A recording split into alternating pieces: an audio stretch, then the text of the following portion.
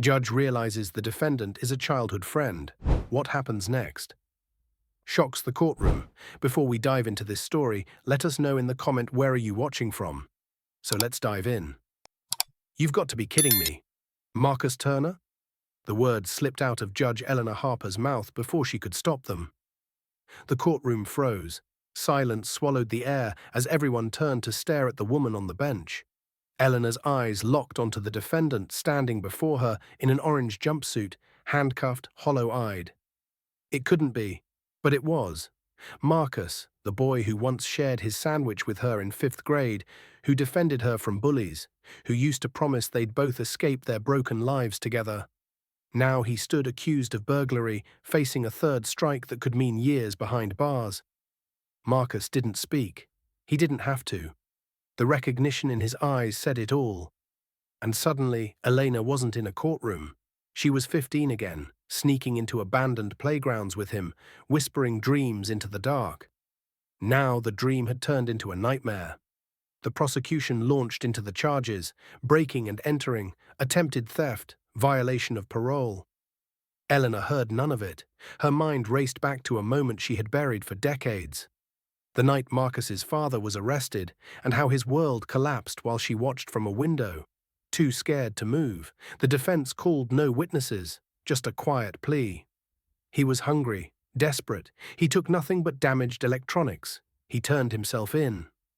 Eleanor's throat tightened. Her heart screamed conflict. This wasn't supposed to happen. Judges don't know the accused. Judges don't shake when they pick up a case file. But everything about this screamed wrong. When court recessed for lunch, she fled to chambers, her hands trembling. 10 minutes later, a knock came. The clerk leaned in. "Judge, the defendant. He's asked for a private word. He said it's personal." Every protocol said decline, but her soul said yes. Marcus stood in chains, still the same sad smile she remembered. "I didn't want you to see me like this," he said, voice cracking. Eleanor could barely breathe. "You disappeared," she whispered. "After school you were just gone." He told her everything. After his dad was locked up, his mother spiraled. Drugs, evictions, dead ends. He worked odd jobs at 15, dropped out at 16, got arrested at 17. Then again, and again. "I watched you give your valedictorian speech on a shared TV at the group home," he said. "You made it. I didn't want to drag you down." Tears blurred her vision. "You were smarter than me," she said. "You just didn't have a choice." He smiled sadly. "Maybe now I do." Court resumed, and she did what few judges would ever dare. She spoke before the sentencing. "I need the court to know," she said, voice steady but raw, "that I know this man. He was my best friend. And if this disqualifies me from this bench, so be it.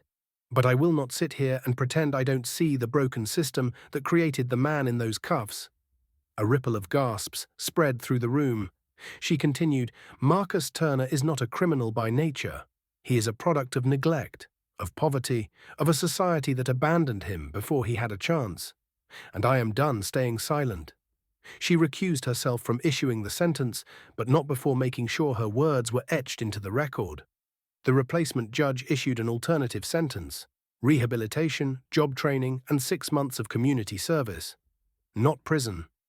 For the first time in years, Marcus walked out of the courtroom into daylight. 6 months later, Eleanor stood beside him at the ribbon cutting for Second Shot, the non-profit Marcus launched to help kids like him. He was clean, suited up, smiling like that 15-year-old boy who once told her he wanted to change the world. "You're doing it," she whispered. "Nah," he grinned. "We're doing it." Cameras flashed, applause erupted. The courtroom, once defined by guilt, now echoed with redemption. Because sometimes justice isn't in the sentence, it's in the second chance. Sometimes it's in the judge who remembers the boy, not just the case. And sometimes the person you save ends up saving others. If this story touched you, subscribe to the channel and hit that like button and drop a karma in the comments below.